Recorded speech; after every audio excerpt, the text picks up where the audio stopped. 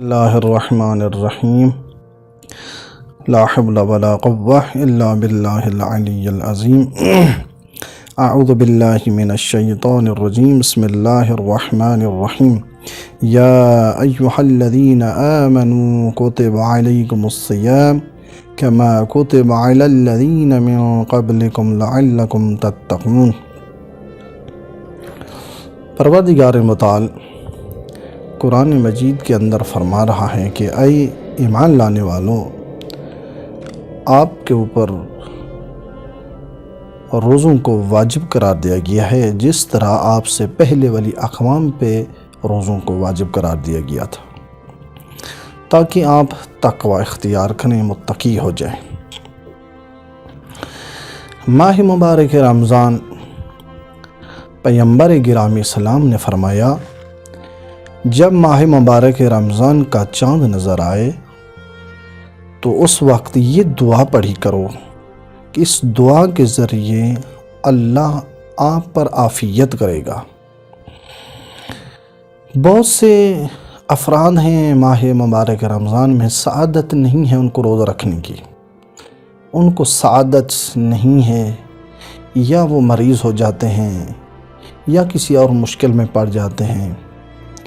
ماہ مبارک رمضان کے روزوں سے محروم ہوتے ہیں۔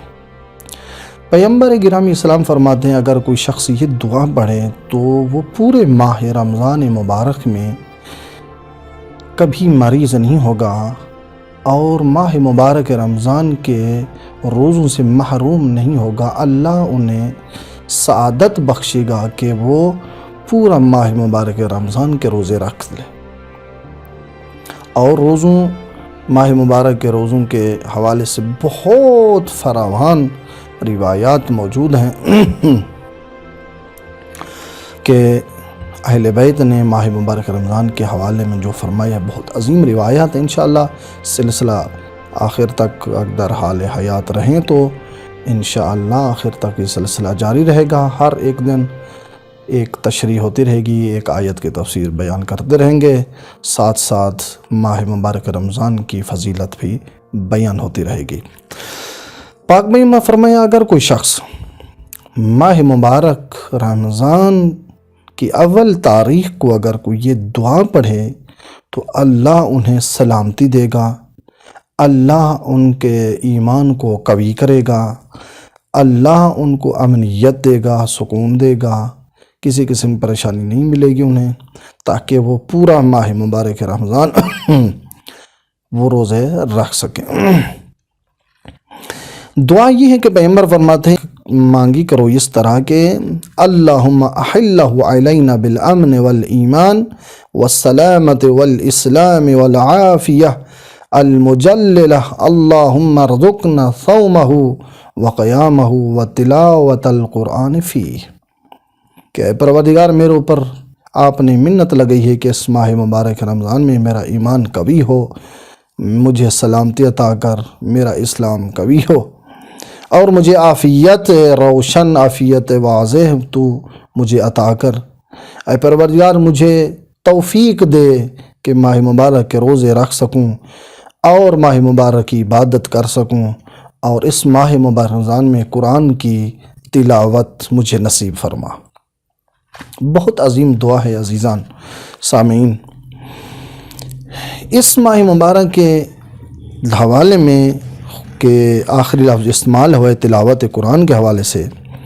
کہ تلاوت قرآن ماہ مبارک رمضان میں بہت عظیم عبادت ہے۔ اگر آپ ماہ مبارک رمضان کے علاوہ اور دوسرے مہینوں میں ایک آیت کا اگر آپ تلاوت کا شرف حاصل کریں تو آپ کو 10 یا اتنا ہی ثواب ملے گا، لیکن ماہ مبارک رمضان میں اگر کوئی آدمی ایک آیت کا تلاوت فرمائے